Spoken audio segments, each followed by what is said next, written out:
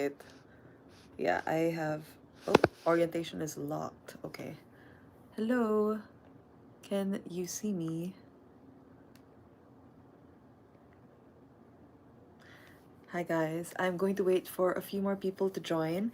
I don't know why I set the orientation to portrait, but yeah, I'm gonna wait for a few more people to join and then we can start.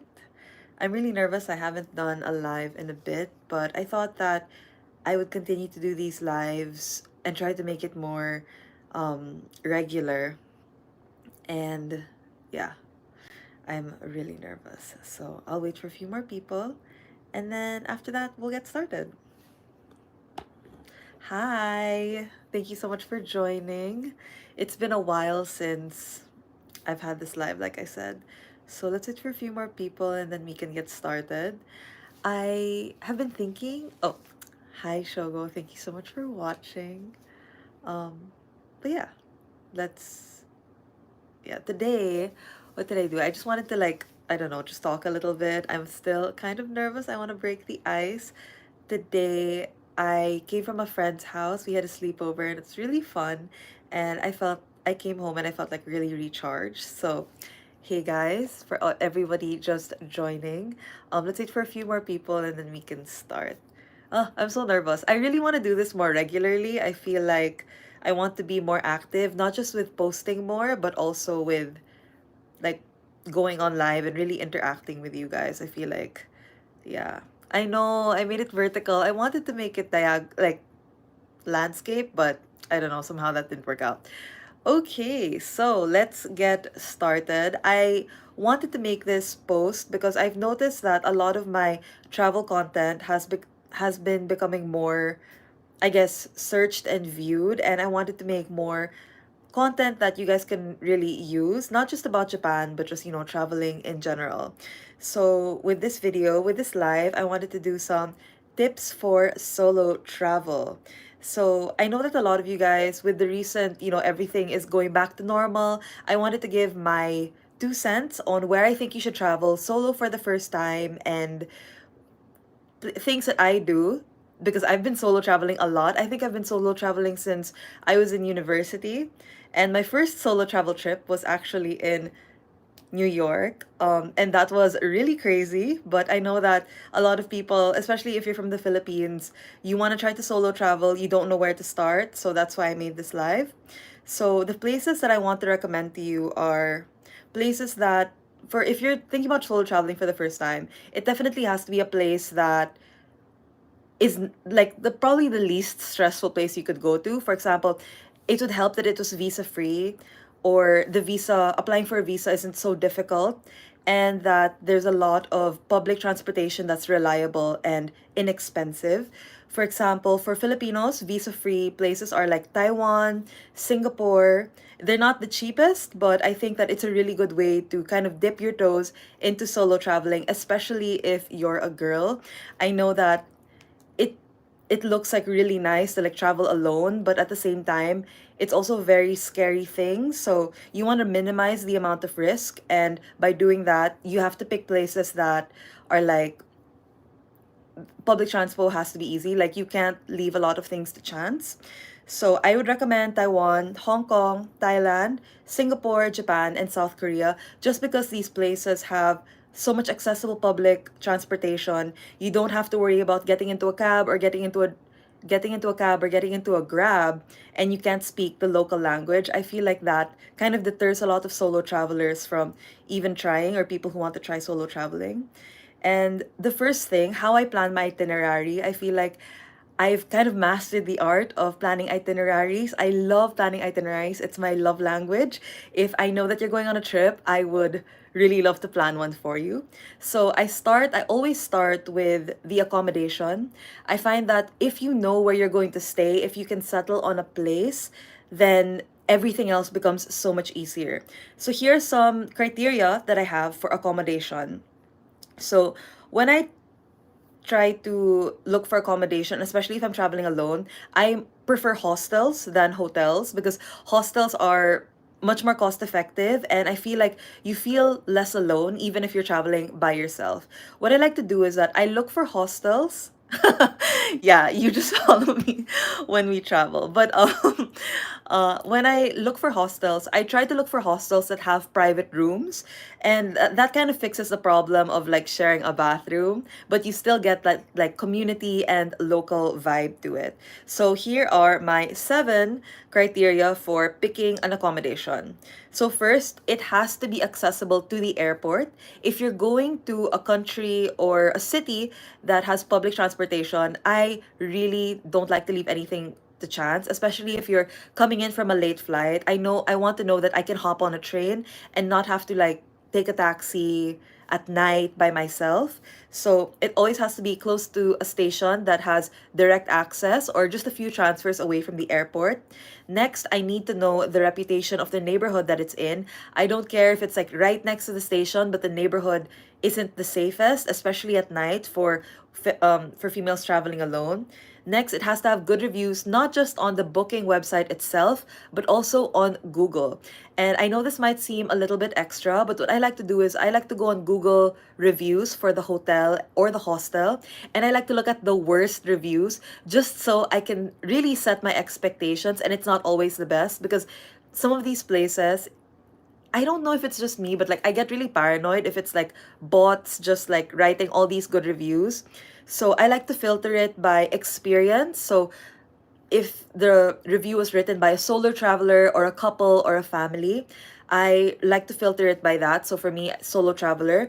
And then I look for the worst review. And then I think about whether or not, if that worst review were to happen to me, if I would be okay with it or not. And if I would be okay with it, like for example, it's a little bit noisy, but it's not because of the street level, then okay, I'll take that. That's fine. Um, Next is the price. So when I travel alone, I like to travel, but I also don't like to spend that much money. But I don't think that accommodation is something that you can scrimp because it's eventually like your safe place. It's where you're going to go and rest for the night. So I wouldn't want to scrimp on that. But I do try not to go too bougie with it. Like I try not to spend too much on it as well. So just a reasonable amount, especially for the amount of days that you're staying. If most of my recent solo travels have been maybe less than a week, just 3 to 4 days max. And so I try not to spend too much money on that. Next, room type. I try to get a private room, or if I have to get a communal room, I have to look for a place that's the dorm is only for girls. Like it has to be only for girls, and it has to be like 4 to 6 people, 4 to 6 girls max. Like I will not risk like any more than that. Next, the bathroom situation. Best scenario, it's you're all it's private to you, but worst scenario, I really also have to look at the reviews. Like if they say that the bathroom is like regularly cleaned and stuff, then that's one of the deciding factors that I have when I choose a hostel, especially. Last, and I think one of the most important is the check-in and check-out time, especially when you have problems. Like for example, when I went to Thailand, I arrived late in the evening, like almost midnight, and I was a little bit nervous because when I got to the hotel, there was nobody at the desk, and I had to ring the doorbell a few times, and I was just waiting there for a bit. And it was really nice that the Bolt driver waited with me and asked me if he could call the hostel itself. So if I looking back, if I could, I probably would have chosen a hostel that had 24-hour reception with someone always at the desk just in case anything happened, as well as like the check-in time. I always try to negotiate if I'm going to arrive earlier. Sometimes I even book a day ahead. Like I book the room a day in advance just so when I get there, I already have the room and I can freshen up and store my luggage. Because there are a lot of hostels, when they say you leave your bag at the reception, they're like, okay, but we're not liable for any losses or anything. And again, when you want to travel solo, you don't want to make it stressful for yourself. So it's all about controlling what you can, and that's part of what you can control, I think. Next, before I arrive at my destination, this might sound a little bit extra, but I'm always like trying to play it on the safe side. So I always try to memorize my route, especially from the airport all the way to the gate. And I just want to know how it looks like. So that way, when I get there, I don't look completely lost. And, people can't, they can't try to take advantage of somebody who clearly looks lost. So I look at walkthrough videos. Like I look at the airport that I'm arriving in, and then I look through walkthrough videos of what people or what I'm supposed to expect as I go through immigration, luggage claim, and even getting to the public transportation. I really like knowing before I go. It's really good to feel prepared because it lessens the anxiety of when you actually arrive.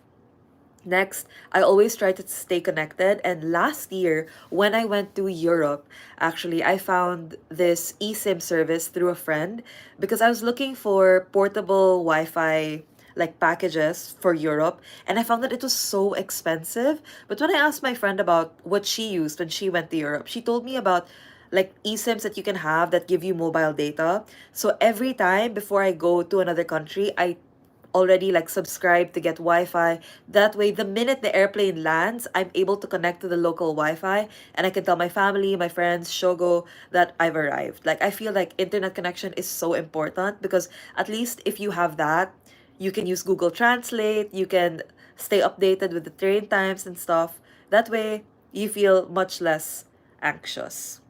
And I always share my itinerary with my family. It's like a point of pride for me.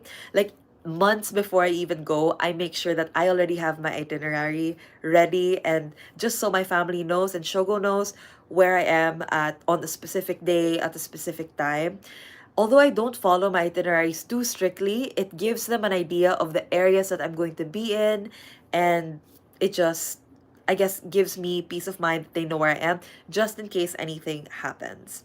And one of the last few things is that I always make sure that I have at least $200 of the local currency in cash because you never know what could happen. And I know that right now across the globe, there are so many places that are becoming more cashless, like they're becoming more cashless friendly. But for me, it's always good to have just a little bit of cash. You never know what's going to happen. So I always have it. And I always change a little bit of money before I even arrive because, again, I'm trying to make this like the least stressful thing ever. Next, I always bring an adapter. It's basically in my backpack that I use for all my trips. I bought it off, I think, Shopee or Lazada, and that's the only thing I use. It's super helpful, and it takes out the guesswork in knowing what the voltage is or knowing if I can charge a device or not. And lastly, it might sound a little bit extra. Oh, hi, Bianx. It might sound a little bit extra, but I always bring an eye mask, especially if I know that I'm going to have trouble sleeping. I can't really sleep well if it's not completely black. So an eye mask, a comfy eye mask, investing in one is key, I think, to stay really well rested. Next, so I want to talk about how I plan the itinerary for my solo trips. And I feel like because I've made so many and I've traveled to so many places, there's just a set routine that I do. Oh, do you guys have any questions? If you guys have any questions or any other tips, let me know because we're all here to learn and I could always add a new tip or try a new thing, especially when we make itineraries. But yeah, please feel free to add. But yeah, without further ado, I want to tell you guys about how I plan my itineraries for my solo trips. The first one is always using your accommodation. Oh, would you use apps like Look for your bookings? Okay, that's a really good question. And for me, it really depends on what I'm going to do. Like, I used I didn't use Klook, but I think I used Get Your Guide to book my cooking lesson for in Bangkok. That was the first time I used it for Bangkok, I think. And for attractions, like for example, when I went to Paris, there were so many attractions that you had to book in advance, and I used Get Your Guide instead of Klook. And I found that the process really was really seamless. In Paris, I think for certain attractions, you really have to get a ticket beforehand. You can book directly on the website, but I think that apps like Get Your Guide or Klook can help streamline it because at least it's in one place. But in my recent travels, no, I haven't. Like if I want to go to a museum, I just go directly. But I also try to make sure in advance, like if it's possible. So yeah, thanks you so much, Claire, for asking that question. Please keep them coming. I really want to help and empower you guys to go solo traveling because it's really fun. Yeah, no problem. I'm happy I was able to help. Next. So again, it's all about using your accommodation as a base. And if you choose the right accommodation that's central, that has is connected at least to a train station, that is key. And like for places like Hong Kong, Korea, it's so well connected that basically any train station is good enough. Like like maximum 5 minutes to 10 minutes, I think is pretty safe, especially if you're traveling alone. I don't go out at night when I travel alone, just because I don't know, like I just like to stay safe. But even if I did, as long as I know that my accommodation is very near the station, then that gives me a little bit of like security, I guess. And then using that accommodation as a base, I look at the city or the area that I'm traveling to, and then I section it off into neighborhoods. And I only focus on that neighborhood per day.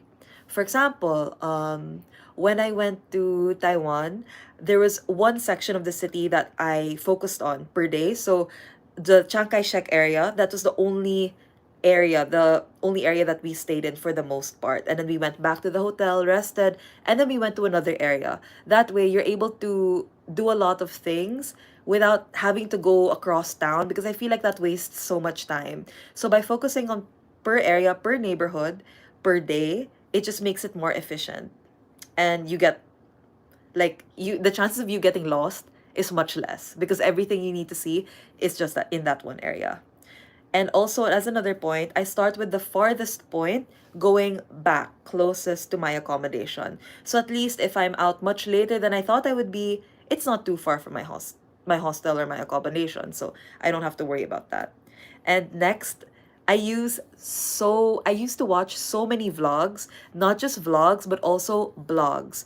And I do my research in both English and Japanese. Like I just type the name of the place that I want to go to. For example, Taiwan. I'll type it in Japanese, then I'll type vlog, then I'll type osusume or like recommendations. And I'm going to watch like 10 to 15 videos, and I'm going to cherry pick my favorite spots and then see how I can map it on Google Maps. It's my best friend basically when I like plan these itineraries. I spend a lot of time thinking about, do I really want to go there? Is it something I'm actually interested in, or is it just what everyone else is saying that you have to go to? So yeah, I think vlogs really help, blogs as well. And I also try to come up with some backups just in case, for example, that place is under construction and I didn't know about it on the day, stuff like that. But yeah, if you guys have any other questions, please don't be shy. I would really love to chat and like answer more questions and stuff like that. Next, um, yeah, like I said, if I don't have any interest, even if it's like a must visit place, I don't go. Like, for example, Taipei 101. I didn't really have any interest in going up the building itself, but I did have an interest in seeing the whole Taipei cityscape. And what better way to go than by going to Elephant Mountain and just seeing the city, and then like Taipei 101 is right there. It's so much nicer. It's free. Taipei 101, you have to pay to get up there, and you don't see Taipei 101 because you're in it. You know what I mean? So it's like, for me, I would rather just focus on just seeing the cityscape and stuff like that. And for example, when I went to Paris, oh, my most recommended country for solo female travelers, I would honestly say right now, because it's visa free, Taiwan. It's pretty inexpensive, and public transport is so convenient and reliable. It's pretty much like going to, oh, hello, theme song music. It's pretty much like going to Tokyo, I feel like.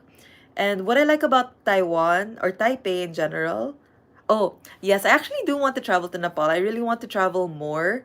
Um, but I have my sights set on London for next year. So I have to save up, guys. It's quite expensive. And I'm in the middle of planning my itinerary. I know it sounds cray-cray because it's like next year still, but I'm just so excited and there's so many places to see. So I want to start planning my itinerary. Next, um, I always make sure it's not for everybody. Oh, how do I balance saving versus traveling while you're young? For me, I really think about, oh, for me, what really helps when to save when you're traveling is to look for budget, like piece of fare, like traveling with low cost carriers like Cebu Pacific, traveling with Jetstar. We should only travel. Yeah, we should. I think that it doesn't have to be so expensive to travel. For example, whenever I travel nowadays, I never really shop for anything. Unless it's like, for example, Korea. But in Taipei, I didn't buy anything. All I did was basically eat because the food there is so cheap and it's so tasty that you don't really feel like you're spending a lot of money. I think together with Shogo, maybe I can say just on food for as long as we stayed, maybe we would share a lot. So maybe like less than 10,000 or at most 15,000. But that's like really expensive. That's like the really higher end budget that we have. Because I paid for like for the both of us when we traveled to Taiwan. Yeah, I'm not really much of a shopper, especially like going to the outlets and stuff. That's not really something I'm interested in. So for me, when I travel, it's always looking at the cheapest fares, booking with hostels or Airbnbs, not shopping. And yeah, that way I'm still able to save. I still have money when I get home. Like it's possible. It's just, I guess, your priorities. And also, I would recommend if you're going to solo travel to like a small city, or it's your first time, to not travel for too long. Like maybe 3 to 4 days is pretty good already. It gives you that, especially if it's your first time, it gives you just enough confidence to know that you can navigate by yourself, that you can spend that much time by yourself, and it's really fun. Next, what else? Oh, aside from watching vlogs, I also use Instagram. Um, it I use like I look for example, if I go to London or Korea, I look for the hashtags that people use to like label cute cafes or cute places to go to. Like when I went to Bangkok, I tried my best to look for the hashtag in Thai for like cute cafes. And then I would just scroll Instagram for hours, just checking, seeing if anything of interest came up for me. Mia sa gastador, okay, noted, tears in my eyes. Yeah, like there are places that it's really cheap to shop in. Like for example, I would say Bangkok is paradise. It's so much cheaper and I use so many of the things that I bought. When I went to Singapore, I barely bought anything. Like I went to Sephora and my bag was like probably the physically smallest bag that you could possibly get, and I only got like the mini sizes. So you can still splurge, but it doesn't have to be a lot. For me, what I really like is vlogging. So for me, that's already my souvenir from the whole trip, and that don't cost a thing. So yeah. What else do I do? I also, yeah, I do my research in English and Japanese. I plan my itineraries around food because it's like literally the cheapest thing you can spend on. So I wake up really early. I get like I look for a place that has a really good breakfast, and then I do an activity, and then lunch, and then an activity, and then maybe a cafe, and then dinner. And then dinner sometimes doesn't even have to be fancy. Like I really try to splurge when it's like breakfast or brunch. And then, if I go to a cafe, it's just like a coffee and dessert. So that's not gonna be much, especially to the places that I've recommended to you guys.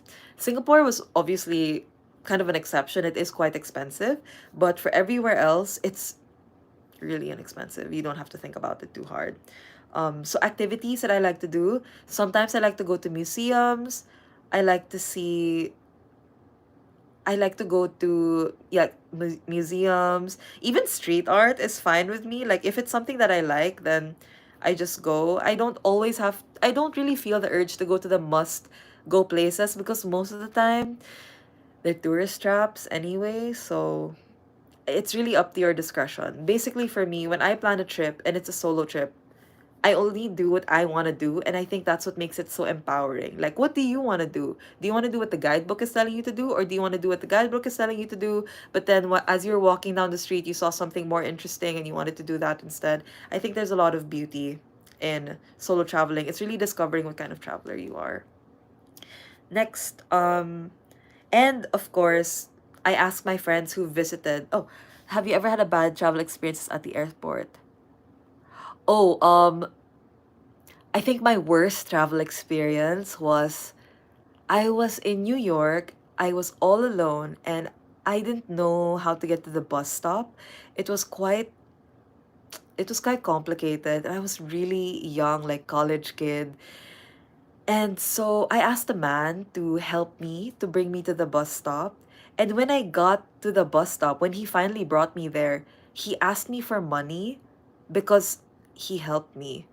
And I think that was the worst. I was just like, oh, okay, so, you know, I don't know. Like, I was like, oh, I'm so sorry. I don't have that much money. Is it okay if I give you $5?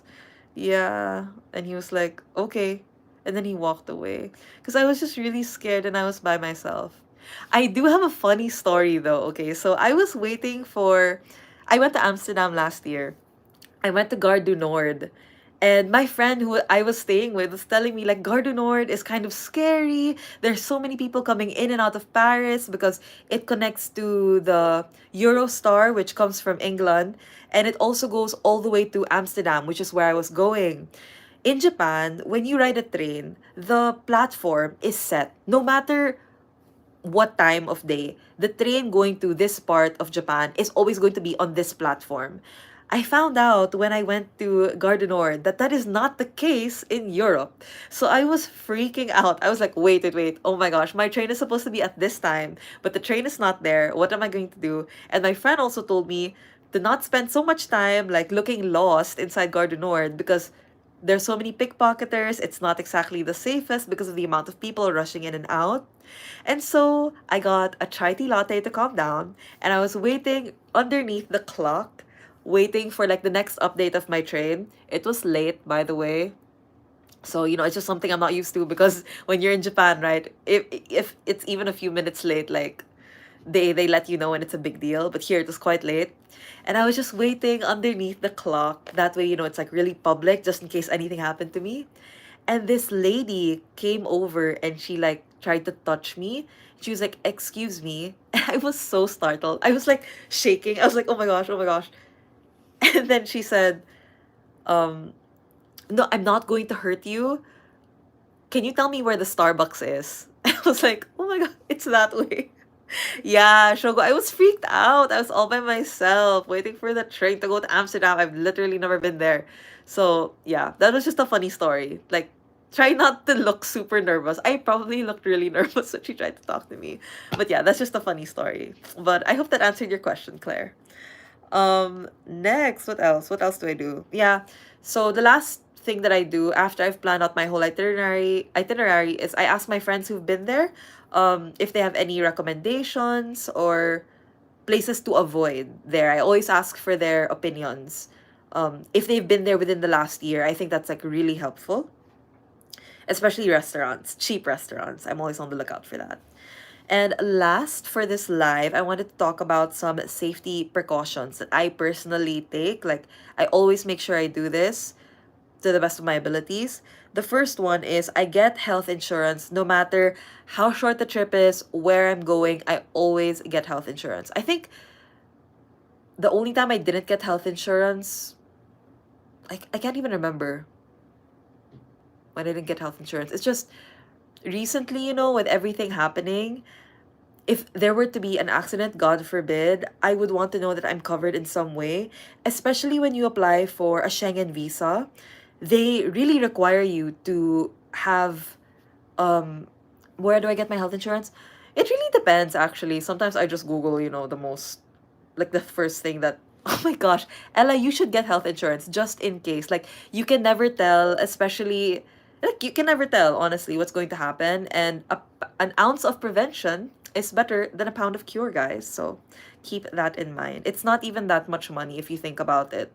And yeah, it just gives me peace of mind, especially now that I'm older. I've become more risk averse in a certain way, so I always get health insurance.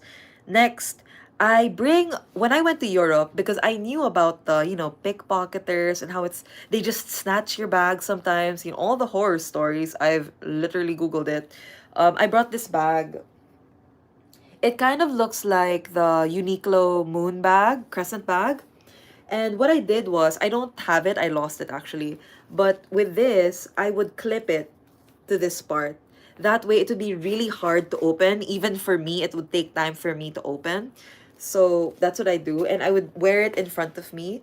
I know that it's like not the most aesthetic looking thing, but it's better to have it in front of you at all times, close to your body, rather than to have someone, snatch it or open or slash it from behind, I think is the most important. Um, and I only bring my essentials. I don't, oh my gosh, I don't know. I think when I went to Korea, I tried to bring like my tripod, my standing tripod, my other tripod, and then I realized it's better to just travel light. So in this bag, I'll bring my wallet, my power bank. Is that it? My wallet, my power bank, my passport.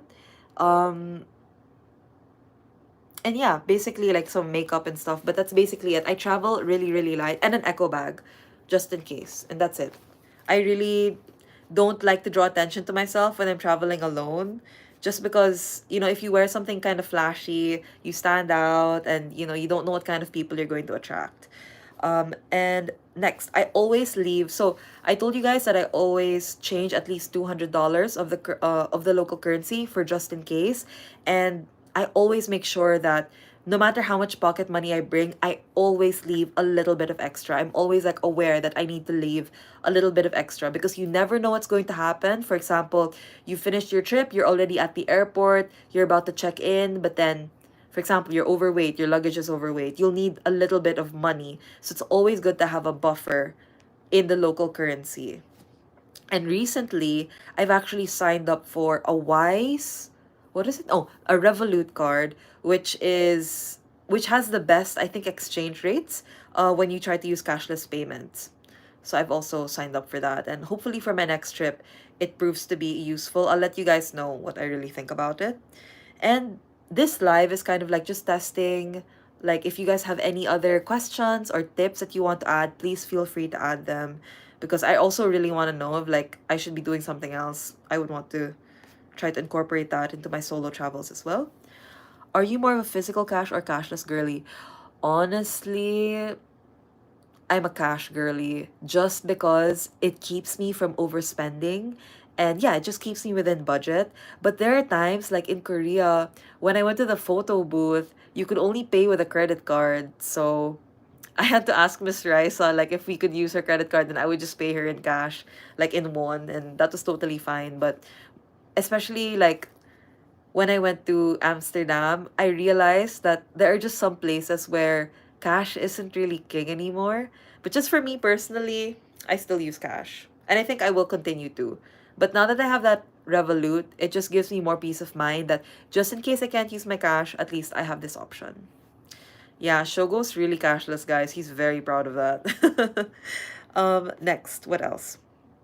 Oh, if I'm traveling alone, I never like if somebody asks me if I'm traveling alone or who I'm traveling with, I tell them like I'm traveling with friends. I never let them know that I'm alone. Just Shogo. Do you want to make an appearance, Shogo? Maybe he'll make an appearance at the end of the live just to say bye. Okay. Um yeah, so I never tell anyone I'm traveling alone. I never tell them it's my first time. And I never try to talk more than I need to. I guess it's just it saved me so much it just saved me from so much like sketchy situations, so that's why I'm not super chatty when like I travel alone. Next, last tip: if I have a friend living in the city, I try to get in touch with them and I also ask for their suggestions, like what are places where I should avoid. And I also do a lot of research. Basically, anytime I want to go somewhere, YouTube is really my resource. I love being able to see the places that I'm going to go to see like how the vibe is, to see how people dress. Because when I travel, I'm not sure if you guys notice, but I tend to wear very like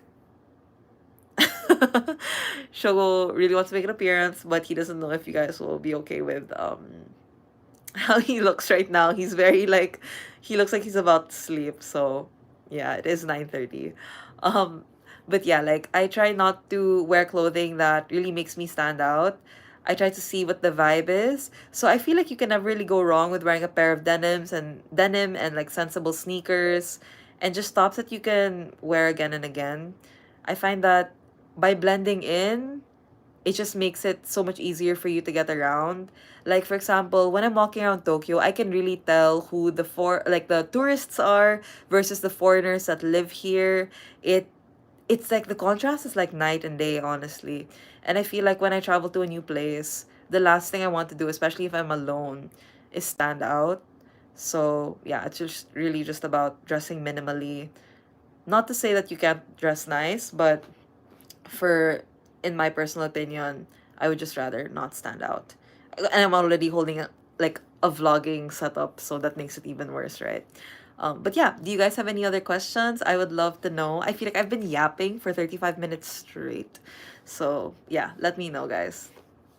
Also, I really want to do more of these lives. Even just like a sit down, chatty type video, I think would be really fun. Or a live. So yeah, let me know. How was your week? Are you guys planning to travel anywhere else? Where was the first place you traveled to? I would really love to know. Looking back, I realized traveling to New York solo for the first time is kind of wild. Um, and that's when I realized that when you travel alone for the first time, especially in a place like New York, it really pays to do a lot of research in advance, especially knowing how to get around using the public transportation system. It's never like, don't leave anything to chance, because I feel like by knowing where you are, what the neighborhoods are like, what train lines to use, or the ones that you'll be using most often, it really sets you up for success and it makes the trip so much smoother. I have somewhat of a big question. Oh, yeah, go ahead, go ahead. Sure thing. Where are you traveling to next? Well, Shogo and I actually booked, we used his points and we were able to book tickets to Korea for real cheap. But given that I am hoping to go to London next year, I don't know, like financially, like we might have to not go to Korea. I don't know. We'll have to see. We'll see what the financial situation is, because I am also going back to Manila at the end of the year. So, I don't want to be cooped up at home. I want to still have money to go out. And yeah, applying for a UK visa and a Schengen visa, it's not cheap. I think, how much did I pay for the Schengen visa in Japan? I think it was like 15,000 yen or 12,000 yen. It is quite expensive. And not only that, but you have to gather so many documents that you have to pay for. Like, I had to go to City Hall once and like I got like a thick amount of documents. It was basically like my taxes and then my residence certificate, my marriage certificate. It was like so much paperwork that I had to do. Would you recommend staying at Airbnbs when you travel abroad? Honestly, as much as possible, especially if you're traveling alone, unless the Airbnb rating is like the top percent, like a guest favorite, I would not. I would only stay at like hostels with like really reputable reviews. Um, really go through it. Like, ask yourself, why does this hostel only have 30 reviews and all of it is like 5 stars? You have to be like, I would want to stay at a hostel with like 1,000 reviews, with like an average rating of like 4 point something something. That would give me more like relief, I think, if I chose that. Yeah, I don't always trust the ratings on booking.com. That's why I have to match it up with the Google reviews. Because I feel like people on Google reviews are like way more honest. They're like not getting anything by doing that.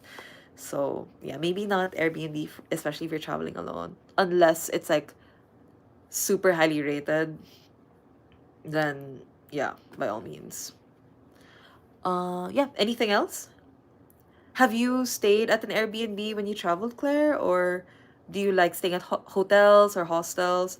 The only reason why I stay at hostels a lot is because it's so much cheaper than a hotel, and chances are the atmosphere, the vibe is much more relaxed.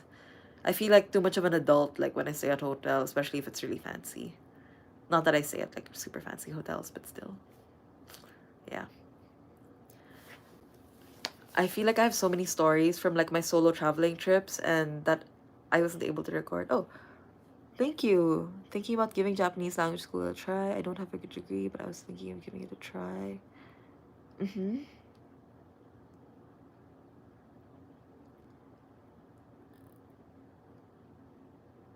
Mm-hmm.